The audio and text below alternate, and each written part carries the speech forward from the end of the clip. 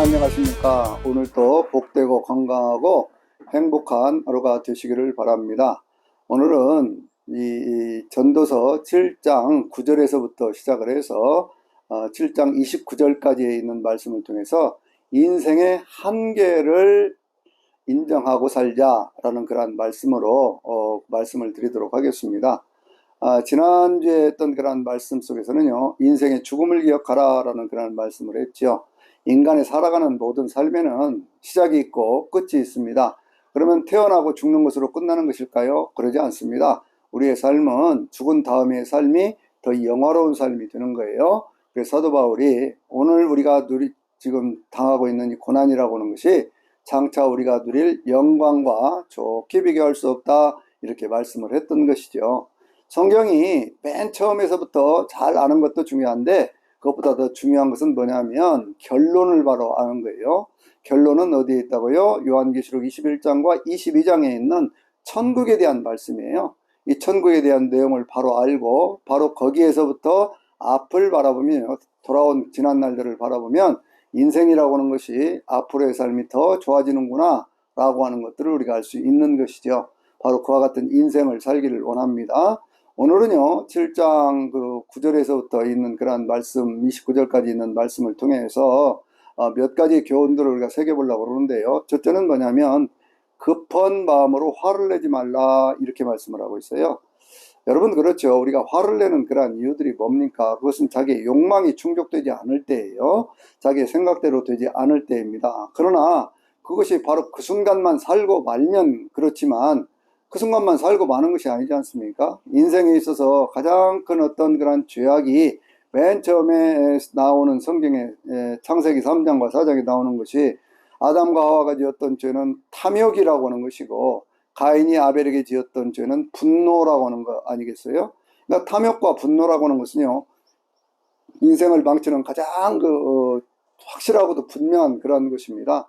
그러니까 이 탐욕이라고 하는 것은 지혜로운 사람도 멍들게 하고요, 분노라고 하는 것은 그 안에 있는 욕망이 충족되지 않은 것 때문에 자기를 폭발시키다가 결국 자기의 인생도, 주변에 있는 사람의 인생도 망치는 것이거든요. 성경이 급한 마음으로 분을 내지 말라 그랬어요. 여러분 보세요. 가인이라고 하는 사람이 아벨을 죽일 때 어떻게 했습니까? 자기 동생하고 같이 예배를 드렸는데 자기 예배가 상달되지 않았다고 그래서 그렇게 해서 자기 동생을 죽였잖아요.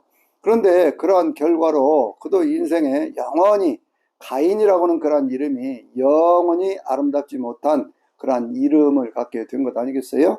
그러니까 우리가 살아가면서 늘 한순간 한 타임만 더, 어떤 분이 그러잖아요. 뭔가 화가 나고 분노가 나고 그럴 때 하여튼 호흡을 한 5번쯤만 이렇게 쭉 쉬어주어라. 긴 호흡을 한번 5번쯤만 쉬어주어라. 그러면 그 호흡 속에서 자기의 마음을 다스릴 수가 있다, 그렇게 얘기를 하거든요. 그래서 특별히 오늘 저나 여러분의 인생에 있어서요, 이 말씀은 꼭 기억하고 살면 좋겠어요. 급한 마음으로 도를 바라지 않는 그러한 자세, 이거 굉장히 중요한 것입니다. 또 하나는 뭐라고 말씀을 하냐면요, 살아가다 보면요, 지나간 날들이 더 좋았다고 생각될 때가 있어요. 그런데 성경은 뭐라고 말씀하냐면 옛날이 지금보다 더 좋았다라고 그렇게 말하지 말아라. 이것은 지혜가 아니다, 이렇게 말씀을 하고 있어요. 그렇죠. 살다 보면요, 저도 이제 제법 나이가 먹었지 않습니까? 이제 60대 중후반으로 이렇게 막 가니까요. 그런데 살아오는 그러한 지난 날 속에서 참 그때가 좋았다는 때가 왜 없었겠습니까? 그때가 정말 좋았어. 그렇게 계속했으면 더 좋았을 텐데 하는 그런 때가 있어요. 그런데 그런 것들을 생각하다 보면요, 아쉬움이 생기고, 아쉬움이 과거로 나를 돌리면서 발목을 잡고 미래를 향해서 나아가지 못하게 하는 것이거든요. 그래서 항상 지혜라고 하는 것은 뭐냐? 그것은 어떤 옛날이 지금보다 좋다라고 말하지 않는 거예요. 뭐가 좋은 거예요? 지금이 더 좋고 미래가 더 좋은 것이죠. 늘 그런 마음 자세를 가지고 살아야 됩니다. 그래서 저는요, 아침에 일어나면 신명기 33장 29절에 있는 그런 말씀에 이런 말씀이 있지 않습니까? 이스라엘은 너는 행복자라다. 하나님께서 너와 같이 구원한 자가 어디가 있느냐? 하나님이 너를 도와주신다. 하나님이 너를 인도하신다. 그러므로 너는 오늘 또 승리한다. 이런 말씀이 있거든요. 그래서 저는 이 말씀을 시작을 합니다. 아침에 시작을 하면서 그래, 오늘 또 나는 행복한 사람이야. 하나님은 나를 구원하셨지. 하나님은 오늘 또 나를 도와주실 거야. 그리고 하나님께서는 오늘 또 내 삶을 인도해 주실 것이고, 그래서 기필코 하루를 마감을 할 때 하나님의 은혜 가운데 오늘 또 잘 살았습니다, 감사합니다 하고 마칠 수 있도록 해주실 거야 하고 시작을 합니다. 그러면요, 인생을 앞을 바라보는 그러한 자세 속에서 오늘이 좋고 내일이 더 좋다고 생각하기 때문에 삶이 그렇게 힘들거나 어렵지 않아요. 왜 삶이 힘들고 어렵지 않겠습니까? 그러나 기본적으로 오늘이라고는 이 날, 하나님이 내 인생에 주신 최고의 축복의 날, 그렇게 생각하면서 살아간다고 하는 것은 정말로 귀중하고 좋은 것이거든요. 세 번째 어떤 그런 교훈 가운데 하나가 뭐냐면요, 사람이 세상을 살아가면서 어떤 것에 양극단을 취하지 말라고 하는 거예요. 그 18절에 있는 그런 말씀 속에 있는 이 내용인데요, 양극단을 피하라라고 하는 것이거든요. 우리가 세상 살아보면 어떤 극단적인 선택을 하는 경우들이 많이 있습니다. 사회 자체가 그래요. 사회 자체가 어떤 뭐 극운에 극좌내 하는 그런 말들이 있는 것도 보면 아주 그냥 어느 한쪽으로 치우쳐 가지고 그 속에서만 그렇게 뭔가를 판단하고 행동하는 그러한 사람들이 많이 있습니다. 또 극상층, 극빈층 뭐 이런 얘기도 있지 않습니까? 그러니까 사회는 이렇게 양극화되는 그러한 모습들을 많이 보여주는 그러한 세상이거든요. 그런데 이러한 속에서 인생을 어떻게 살아갈 거냐 그런 얘기. 어떤 극단을 취하지 않고 그냥 중도적인 삶을 산다라고 하는 것이, 그것이 지혜다라고 하는 그런 말씀인데요. 여기에 중도라고 하는 그러한 말은 어느 극단을, 그것을 적당히 타협해서 적당히 버무려서 그렇게 살아라 그런 말씀이 아니고요. 그것은 뭐 불교 같으면 중도라고 얘기를 하고, 또 우리 뭡니까, 유교에서는 중용이라고 얘기를 하는 바로 그러한 것들이거든요. 오늘 중도나 중용이라는 것이 뭐냐 그러면 그것이 모든 것들을 포용할 수 있어야 된다는 거예요. 여러분, 이 지구라고 하는 것도 우리가 가만히 생각을 해보면요, 지구는 둥근 겁니다. 끝이 어디일까요? 사각이 졌다든지 그런 것들은 끝이 있습니다. 이쪽 끝에서 저쪽 끝, 그렇게 얘기할 수 있어요. 옛날에는 사람들이요, 땅도 다 평평하다고 생각을 했습니다. 그러니까 이쪽 끝 저쪽 끝 그렇게 얘기를 했지만, 지금 우리가 살고 있는 이 지구라고 하는 것이, 이것이 그렇게 막 평평한 겁니까? 아니잖아요. 그냥 한 바퀴 뺑 돌면 도로 그 자리거든요. 그러니까 이 극단으로 간다고 하는 것이 결국에는 끝에서 다시 만나는 건데, 그것을 어느 한쪽만 주장을 하다 보면요, 반대쪽에 있는 것을 인정하지 않게 돼 있어요. 우리가 세상의 모든 이치를 얘기를 할 때 음양이라고 얘기를 하지 않습니까? 태극이라고 얘기를 하잖아요. 그런데 이 태극이라고는 그것을 가만히 보면요, 그 가운데 8가지 태극 문양이 있거든요. 하늘을 가리키는 것이 있고, 땅을 가리키는 것이 있고, 산을 가리키는 것도 있고, 바다를 가리키는 것도 있고, 불이 있는가 하면 불이 있고, 벼락이 치는가 하면 바람이 불고, 이것을 팔괘라고 주역에서는 그렇게 얘기를 합니다. 그런데 그 말씀을 곰곰이 생각해 보면요, 세상의 모든 것들이 각각의 모양을 가지고 있더라는 거예요. 그런데 그것들이 서로 나누어집니까? 아니죠. 한 테두리 안에 있는데 그 테두리 안에 있으면서도 각각의 위치를 가지고 있더라, 그런 얘기예요.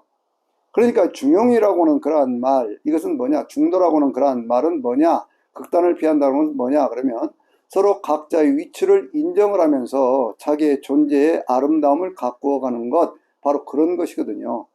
우리 사회가 지향해 가야 할 것, 우리의 삶이 지향해 가야 할 것은 바로 그와 같은 모습이라고 하는 거예요. 솔로몬은 이렇게까지 얘기를 합니다. 나는 이 세상에 있는 많은 것들을 쳐다보았다, 살펴보았다, 그렇게 얘기를 하지요. 그러면서 뭐라고 얘기를 하냐면요, 나는 어떤 사람이 아주 착하게만 살다가 그러다가 죽임을 당하는 사람도 보았고, 어떤 사람이 아주 악하게 살다가 그러다가 그 사람도 죽임을 당하는 그러한 모습을 보았다. 그러니 이건 어찌 생각하면 좀 이상한 얘기 같아요. 너무 지나치게 선이 되려고도 하지 말고 너무 지나치게 악이 되려고도 하지 말아라, 이렇게 얘기를 합니다. 그러면서 뭐라고까지 얘기를 하냐면요, 어떤 사람이 그렇게 다 항상 선을 행하는 사람이 어디가 있더냐, 선하다고 하는 사람도 죄를 지을 때가 있더라, 그렇게 얘기를 하는 거예요. 그러니까 양극단을 피하라, 이렇게 얘기를 하는 겁니다. 이것은 우리의 일상적인 삶에서 주어지는 지혜에 대한 얘기예요. 하나님이 세상에 햇빛을 비추어줄 때요, 그것이 너는 착한 사람이니까 햇빛을 많이 쬐고 너는 악한 사람이니까 또 빛을 조금 쬐라, 이렇게 하십니까? 아니거든요. 모든 사람들에게 이 모든 빛을 비춰주시는데, 그 빛을 비춰주는 가운데에서 삶의 선택이라고 하는 것은 우리에게 달려져 있는 것이거든요. 그래서 그런 점을 우리가 생각을 해보면요, 우리의 삶을 살아가면서 참으로 어떻게 살아가는 것이 지혜로운 것인가는 한 번 더 생각해 봐야 돼요. 그것은 일상적인 삶의 기본 원리, 인간관계라든지 이런 것 속에서 주어지는 것들을 얘기를 하는 것이거든요. 우리가 살아가는 그러한 과정 속에서요, 세상 모든 만물에 꽃이 피지 않습니까? 꽃이 피고 나무가 크고 할 때 어떤 꽃이 저 나무는 없애야 돼, 그런 꽃 봤습니까? 꽃도 어느 일정한 시기 동안 꽃이 피었다가 그것이 지기도 하고 그 다음에 가면 또 피고, 나무는 그 자리를 지키면서 계속해서 커가면서 이 모든 자연 만물들을 이루어가는 것이거든요. 인간 세상도 역시 그런 것 아니겠습니까? 인간들이 전쟁을 하는 그러한 이유가 뭐예요? 내가 더 가져야 되겠다, 내가 더 많아야 되겠다 하는 그러한 생각 때문에 상대방을 없애버리려고 하는 거 아니에요? 그러면 상대방이 없어집니까? 없어지지 않고 서로 다투고 싸우고 하다가 결국 사람들의 생명을 잃어버리는 그러한 일들이 생겨나는 것이거든요. 천지 모든 만물을 보면서, 그래서 우리 인간들은요, 그 앞에서 겸손하게 살아야 된다는 것이 바로 중도의 원리고 중용의 원리고 바로 그런 것이죠. 그러니까 우리가 살아가는 이 모든 세상 속에서 정말 신앙적인 것, 정말 예수 그리스도를 통해서만 구원받는다는 것, 이것은 절대로 양보할 수가 없습니다. 그러나 그 외에 우리가 인간적으로 살아가는 모든 삶에 있어서는요, 그것은 한 번 더 생각하고 그러면서 주변을 돌아보면서 자기 자신의 삶이 어디에 있는가를 생각해보고, 그 중앙으로 다 모이지 않습니까? 중앙으로 다 모이잖아요. 그러니까 사람들이 중앙으로 다 모이면서 그것이 퍼져나가기도 하고 그러는 것은, 그것은 모든 사람들의 삶이 그만큼 살아야 할 이유도 있고 살아야 할 만한 가치가 있다라고 하는 거예요. 큰 것과 작은 것을 논하고 많은 것과 적은 것을 갖고 따지기 시작하면요, 그것은 극단적인 삶을 살 수밖에 없는 것이거든요. 오늘 우리 사회에서 가장 부족한 것 가운데 하나가 뭐냐? 그것이 바로 포용력이라고 하는 것 아니겠어요? 그러니까 서로를 품어줄 수 있는, 서로를 이해해 줄 수 있는 그러한 마음, 바로 그것이 극단을 피하라라고 하는 거예요. 이것도 취하고 저것도 취하라, 이렇게도 말씀을 하고요. 양극단을 취하라, 그렇게 말씀을 하는 겁니다. 그러니까 우리가 살아가면서요, 어떤 것이 너무 극단적으로 흐르면 그것을 경계할 줄 아는 그러한 마음들, 그것을 우리는 꼭 가져야 된다, 그런 말씀이죠. 또 한 가지는 뭐냐 그러면 지혜라고 하는 것의 소중함에 대해서도 얘기를 하는데요. 지혜에 대해서 쭉 얘기를 하면서 참 재미있는 표현 하나가 있는데, 이것은 전도서에 있는 말씀이라 제가 소개는 하지만 그 이 말씀이 꼭 맞다, 그런 뜻은 아니에요. 그건 무슨 얘기냐 그러면, 솔로몬이 지혜가 뭔가를 열심히 생각을 해보고 어리석은 것이 뭔가도 열심히 생각을 해봤다는 거예요. 그랬더니 이 지혜로운 사람을 찾다 보니까 남자들 가운데는요 1000명에 하나가 있고 여자들 가운데는 한 사람도 없더라, 그렇게 얘기를 해요. 이런 얘기 오늘날 뭐 여권운동이나 무슨 여성의 어떤 그런 것들을 얘기하는 사람들이면 정말 깜짝 놀랄 일이고, 그건 성경에서 찢어버려야 된다, 뭐 그런 얘기도 얼마나 그런 말씀 아니겠어요? 그런데 그 시대에 솔로몬의 눈으로 보았던 세상이라고 하는 것을 우리는 봐야 된다고 말씀해요. 그래서 성경의 어떤 특정한 기조를 가지고 이것이 맞다 틀리다라고 오늘의 기준을 가지고 얘기하는 것은 상당히 어리석을 수가 있다. 그 얘기는 무슨 얘기냐? 지혜라고 하는 것, 진짜 지혜라고 하는 것, 사람을 빛나게 하고 사람의 삶을 아름답게 가꿔주는 그 지혜라고 하는 것이 그만큼 찾기가 힘들다, 그런 얘기를 하는 것이죠. 그래서 솔로몬이 뭐라고 얘기하냐면요, 좋은 때는 기뻐하고 공고한 날에는 뒤돌아봐라, 그렇게 말씀하고 있어요. 삶이라고 하는 것이 날마다 그냥 막 풍성하고 넉넉하고 그러기만 하면 얼마나 좋겠습니까? 그런데 그렇게 살지 못한다는 거예요. 그러니까 좋은 때는 하나님 나에게 이 은혜 주셔서 감사합니다, 그렇게 감사하고, 또 어떤 때 힘들고 어려울 때는 하나님 내 인생을 도와주시옵소서라고는 그런 기도가 있어야 된다는 거죠. 이것이 바로 뭡니까? 인생의 한계를 기억하고 인생의 한계를 인정하는 것입니다. 거기 29절 맨 마지막 절에는요, 아주 재밌는 표현이 있는데, 하나님께서 모든 것을 적당하게 그렇게 아름답게 또 그렇게 만들어 놓으셨다는, 정직하게 만들어 놓으셨는데 사람들이 많은 꾀를 내어가지고 이것저것을 다 어지럽게 만들어 놨다, 이렇게 말씀하고 있어요. 제가 지금 하는 그런 말씀은요, 세 번역에 있는 그런 말씀하고 개역개정에 있는 말씀의 번역을 한번 섞어서 지금 말씀을 드려보는 건데요. 그렇다는 거예요. 인생이라고 하는 것이 하나님이 모든 것을 적당하게 지으시고 그 모든 것들이 자연 모든 만물들이 운행하는 것처럼 그렇게 운행하도록 만들어 놓으셨는데, 사람들이 이런 꾀도 내고 저런 꾀도 내고 하면서 그 모든 것들을 어지럽게 만들어 놓은 거다. 그러니 인생이라고 하는 것은 자기 인생에 어떤 것이냐 하는 그 본질, 피조물로서의 본질, 삶이 시작해서부터 죽음이 있다고 하는 그 본질, 그래서 살아가는 이 모든 것들이 하나님의 은혜이기 때문에 그 삶의 상황과 환경에 따라서 그 삶을 잘 가꿔가면서 행복하게 사는 것이 인생에 주어진 축복이다라고 하는 거 우리는 늘 기억을 하면서 그렇게 사는 저나 여러분이 되시기를 바랍니다. 오늘 또 하나님 주시는 귀한 은혜와 사랑을 통해서 더 복된 믿음 가운데 승리할 수 있는 저나 여러분이 되시기를 바랍니다. 아멘.